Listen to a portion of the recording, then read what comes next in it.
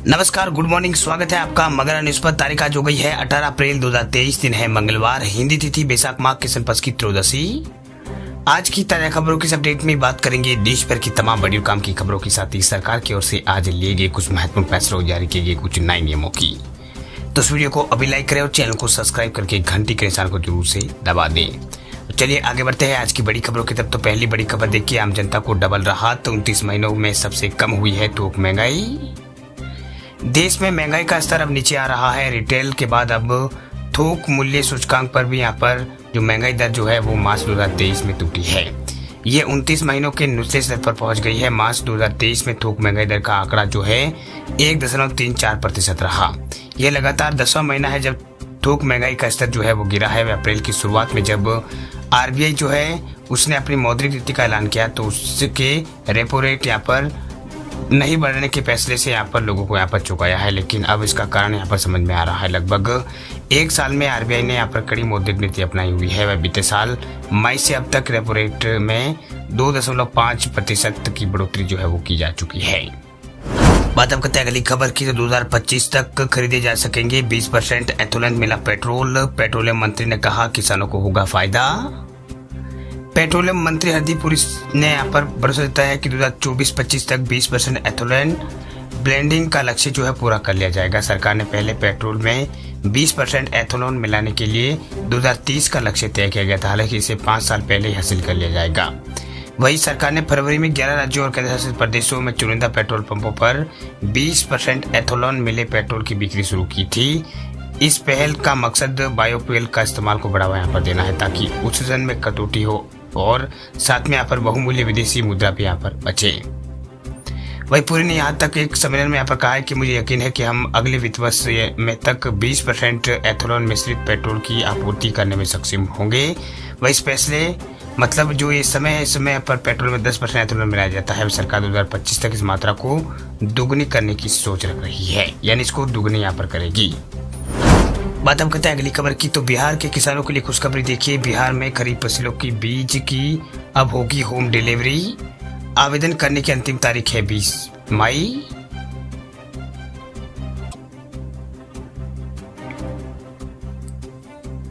चलिए बात करते हैं अगली खबर की। तो बिहार में खरीफ की फसलों के बीज की अब होगी होम डिलीवरी। आवेदन करने की अंतिम तारीख है 30 मई। खेती से अच्छी पैदावार हासिल करने के लिए हाई क्वालिटी बीजों की बुआई करना जरूरी है। इस कड़ी में बिहार सरकार खरीफ मौसम 2023 में अलग अलग फसलों के बीज और सब्सिडाइज रेट पर उपलब्ध यहाँ पर करा रही है। दरअसल राज्य सरकार ने किसानों के घर तक बीज पहुंचाने के लिए होम डिलीवरी की व्यवस्था यहाँ पर की है। ऑनलाइन आवेदन में होम डिलीवरी का विकल्प चुनने वाले किसानों के घर तक अतिरिक्त चार्ज लेकर बीज जो है पहुँचाया जाएगा।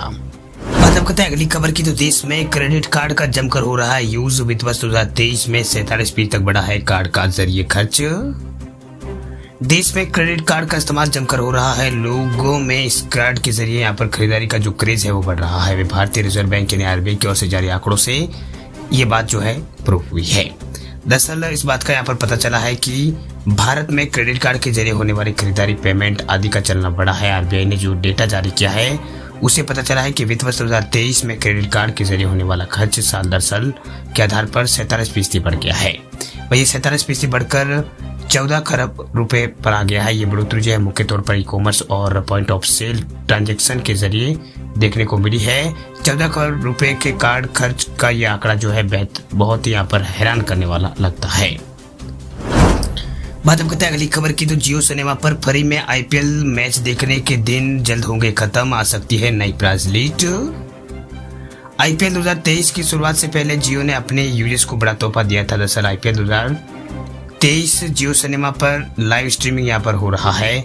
वही साल लोगों ने यहाँ पर जियो सिनेमा पर व्यूअरशिप के कई रिकॉर्ड तोड़े हैं। रिपोर्ट्स के मुताबिक जियो जल्द ही यहाँ पर फ्री सेवाओं को बंद कर सकता है। वही बाकी जो ओटीटी ऐप है उसकी तरह जियो भी अपने यूजर से चार्ज लेगा। रिपोर्ट्स की माने तो प्लेटफॉर्म पर 100 से अधिक नई मूवीज और वेब सीरीज ऐड की जाएगी। वही जियो बाकी ऐप ओटीटी ऐप के साथ यहाँ पर जो बाकी ओटीटी ऐप है उसके साथ यहाँ पर मुकाबले के लिए ऐसा यहाँ पर कर सकता है। वही आईपीएल 2023 का फाइनल मैच जो है 28 मई को खेला जाएगा। वह रिपोर्ट्स की माने तो जियो आईपीएल के फाइनल मैच के बाद अपने यूजर्स से जो पैसा चार्ज है वो करना शुरू करेगा। वही कंपनी के मीडिया कंटेंट बिजनेस के अध्यक्ष जो है ज्योति पांडे, उन्होंने यहाँ पर बुधवार में एक इंटरव्यू में यहाँ पर कहा है कि जियो सिनेमा अपने प्लेटफॉर्म पर 100 से अधिक फिल्में और वेब सीरीज को जोड़ने का प्लान बना रहा है। अब देखना ये होगा कि जियो किस प्लान के साथ यहाँ पर आता है। भाई बाकी OTT प्लेटफॉर्म को देखते हुए जियो किस प्राइस लिस्ट के साथ आएगा, ये देखना दिलचस्प होगा। चलिए बात करते हैं अगली खबर की। तो एक हफ्ते तक बंद रहेंगे स्कूल कॉलेज, बढ़ती गर्मी को देखते हुए लिया गया है फैसला।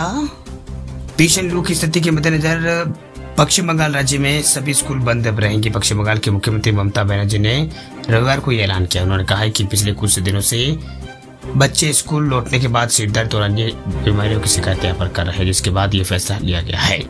वह मुख्यमंत्री ने कहा है कि संबंध में जल्दी यहाँ पर आधिकारिक सूचना जारी की जाएगी। उन्होंने कहा है कि मैं लोगों को दोपहर 12 बजे से शाम 4 बजे तक धूप में न निकलने की यहाँ पर सलाह देती हूँ। वह मुख्यमंत्री ने अपने स्थानीय चैनल से यहाँ पर कहा है कि भीषण लू की स्थिति को ध्यान में रखते हुए अगले हफ्ते सोमवार से शनिवार तक यहाँ पर स्कूल कॉलेज और सभी जो विश्वविद्यालय है सभी यहाँ पर शैक्षणिक संस्थान बंद करने का फैसला किया गया। उन्होंने कहा है कि मैं प्राइवेट स्कूल कॉलेजों से भी आग्रह करती कि वो भी इस अवधि के दौरान ऐसा ही करें। इससे पहले यहाँ पर पश्चिम बंगाल सरकार ने चिलचिलाती गर्मी के मद्देनजर पहाड़ी इलाकों को छोड़कर बाकी सभी जगहों पर सरकारी सहायता प्राप्त स्कूलों में ग्रीष्मकालीन अवकाश 3 हफ्ते पहले 2 मई से घोषित करने की बात यहाँ पर कही थी। चलिए बात करते हैं अगली खबर की। तो दाल की महंगाई पर सरकार जल्द उठाएगी कड़े कदम। सरकारी दुकानों, नाफेड और इसके अलावा कोऑपरेटिव्स के जरिए बिक्री है संभव। दाल की बढ़ती महंगाई को रोकने के लिए सरकार जल्दी कड़े कदम उठा सकती है। इसमें सरकारी दुकानों के जरिए दालों की बिक्री करना भी शामिल है। इसके अलावा सरकारी एजेंसियों के जरिए दालों के सीमित आयात पर भी विचार कर रही है। वही लगातार स्टॉकिस्ट, इंपोर्ट्स और ट्रेडर्स को स्टॉक डिस्ट्रीब्यूटर के लिए यहाँ पर कहने पर ये स्टॉक कुछ बाहर यहाँ पर आए हैं, लेकिन घोषित स्टॉक और इंपोर्ट का अंतर यहाँ पर ज्यादा है। ऐसे में सरकार जल्दी यहाँ पर सख्त रवैया अपना सकती है। दालों की बढ़ती कीमतों पर 12 अलग अलग जगहों पर सरकार ने बैठक यहाँ पर से की है। इसमें सभी से यहाँ पर हर शुक्रवार को पूरा यहाँ पर सही स्टॉक डिस्क्लोजर करने के लिए कहा। चलिए बात करते हैं अगली खबर की। तो अगली खबर है किसानों के लिए खुशखबरी। किसानों से 100 रुपए लीटर की दर से दूध खरीदेगी सरकार। हिमाचल प्रदेश सरकार जो है राज्य में दूध डेयरी जो है उसकी इंडस्ट्री को बढ़ावा देने के लिए 500 करोड़ रुपए की हिमगंगा योजना शुरू यहाँ पर करेगी। वह राज्य के अंदर जो कृषि एवं पशुपालन मंत्री जो है चंदन कुमार, उन्होंने ये जानकारी दी है। वही कांगड़ा जिले में हिमाचल दिवस पर आयोजित जिला स्तरीय कार्यक्रम में उन्होंने कहा है कि हिमगंगा योजना को राज्य में दुग्ध आधारित इंडस्ट्री का सिस्टम विकसित करने के लिए शुरू किया जा रहा है। उन्होंने बताया कि इस योजना के तहत दूध खरीद प्रणाली, प्रोसेसिंग और मार्केटिंग में क्वालिटी सुधार किया जाएगा। वही सरकार दूध के अलग अलग उत्पादों के उत्पादन के लिए किसानों से गाय का दूध 80 रुपए प्रति लीटर जबकि भैंस का दूध जो है 100 रुपए प्रति लीटर खरीदेगी। वही उन्होंने कहा है कि सरकार किसान समुदाय को मजबूत करने के लिए कृषि एवं पशुपालन इंफ्रास्ट्रक्चर को यहाँ पर बदलने पर काम कर रही है। हमारी कोशिश है कि फसलों में रसायनों का इस्तेमाल को कम कर जैविक खेती को बढ़ावा दिया जाए। चलिए बात करते हैं अगली खबर की। तो पंजाब में अनुबंध कर्मचारियों के लिए खुशखबरी देखिए। पहले 10 तो अब 14,000 रुपए मिलेंगे वेतन। 15 से 40% हुई है बढ़ोतरी।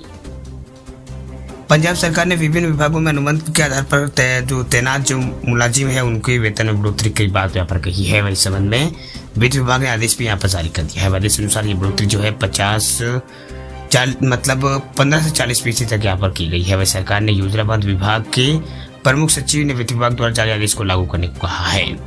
वही अनुबंध के आधार पर भर्ती मुलाजिमों को जो 10,000 रुपए मासिक वेतन पहले मिल रहा था अब 40% में बढ़ोतरी की गई है और ये 14,000 रुपए मासिक अब मिलेंगे, जबकि 10,001 से 15,000 रुपए मासिक पाने वालों को ये 30% बढ़ोतरी की गई है। इसी तरह यहाँ पर 15,001 से 20,000 रुपए मासिक पाने वालों को 25% बढ़ोतरी जो है यहाँ पर उनके अंदर की गई है। यानी कुल मिलाकर जो अनुबंध पर काम करने वाले हैं उनको लिए राहत की खबर है। चलिए बात करते हैं अगली खबर की। तो रेल यात्रियों के लिए बड़ी खबर देखिए। रेलवे ने की है यहाँ पर रेलवे ने की है अगर ये गलती तो सीट पर आएगा फ्री खाना। इन लोगों को मिलेगी ये सुविधा।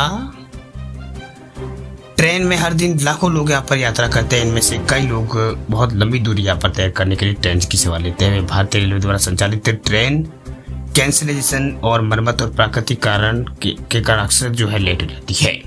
वही कई बार ये ट्रेनें जो है कुछ घंटों की देरी से यहाँ पर चल रही होती है, जिसका खामियाजा जो है यात्रियों को भुगतना पड़ता है। इसलिए रेलवे कुछ खास यात्रियों को यहाँ पर ट्रेन में लेट होने पर फ्री भोजन की सुविधा है जो मुहैया कराता है। अगर आपके पास भी यहाँ पर अगर आप भी अगर राजधानी से तब तो यहाँ पर दुरंतो का अगर आपके पास टिकट है तो आपको स्टेशन पर ट्रेन को यहाँ पर पहुंचने में 2 घंटे या फिर उससे ज्यादा देरी अगर हुई तो रेलवे आपको यहाँ पर जो मुफ्त भोजन जो है वो मुहैया यहाँ पर कराएगा। वह रेलवे ने कहा है कि खाने में लंच या डिनर के हिसाब से जो है मील जो है वो यहाँ पर तैयार की जाएगी। इतना ही नहीं, आपको चाय, कॉफ़ी और बिस्किट भी यहाँ पर दिया जाएगा, वो भी फ्री। तो अगर आप किसी प्रीमियम ट्रेन से अगर यात्रा कर रहे हैं तो ट्रेन अगर लेट हो जाती है तो आप रेलवे की सुविधा का लाभ उठा सकते हैं। आमतौर पर सर्दियों में इसका भरपूर फायदा उठाया जाता है, क्योंकि तब धुंध और कोहरे के कारण जो ट्रेनें जो है अक्सर लेट हो जाती है, और रेलवे भी यहाँ पर इस तरह की जो लेटता भी होती है इसको यहाँ पर पूरा करने के लिए अपने ग्राहकों को ये बढ़िया सुविधा यहाँ पर देता है।